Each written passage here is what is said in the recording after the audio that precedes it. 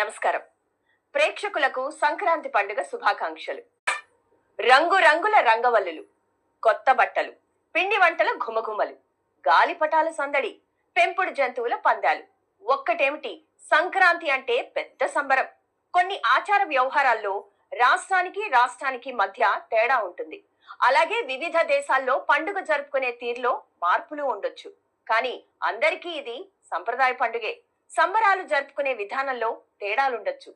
అయితే పండుగ సంతోషం మాత్రం ఒక్కటే. అదే సంక్రాంతి ప్రత్యేకత. మరి మిగతా రాష్ట్రాల్లో పండుగను ఎలా సెలబ్రేట్ చేసుకుంటారో చూసేద్దామా? రాష్ట్రం ఏదైనా, ప్రాంతం ఏదైనా, సంక్రాంతి పండుగ సంప్రదాయం మాత్రం ఒక్కటే. పండుగ జరుపుకునే తీరు ప్రాంతానికో రకంగా ఉండొచ్చు. కానీ అన్ని చోట్ల పండుగ సంబరం అంబరాన్ని అంటుతుంది. గాలిపటాల సందడి, పందాల హడావుడి కనిపిస్తుంది. కొత్త బట్టలు, పిండి వంటల ఘుమఘుమలు, ఇలా ఇంటింటా సంక్రాంతి కాంతులు వెదజల్లుతాయి. మరి ఏ ఏ రాష్ట్రాల్లో పండుగని ఎలా జరుపుకుంటారు? స్పెషల్ ఫోకస్ లో ఇప్పుడు చూద్దాం.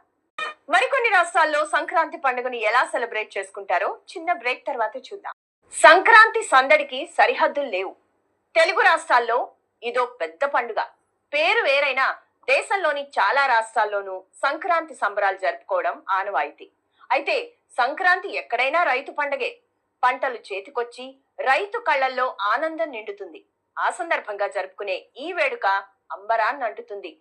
తమిళ తంబీలు పొంగల్ జరుపుకుంటే, పంజాబీలు లోరీ వేడుకలు సెలబ్రేట్ చేసుకుంటారు.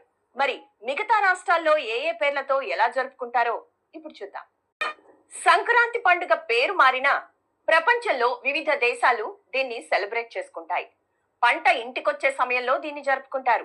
Britain, Malaysia, Philippines, Iran, Bangladesh తదితర దేశాల్లో ఈ వేడుకలు ఓ రేంజ్ లో జరుగుతాయి.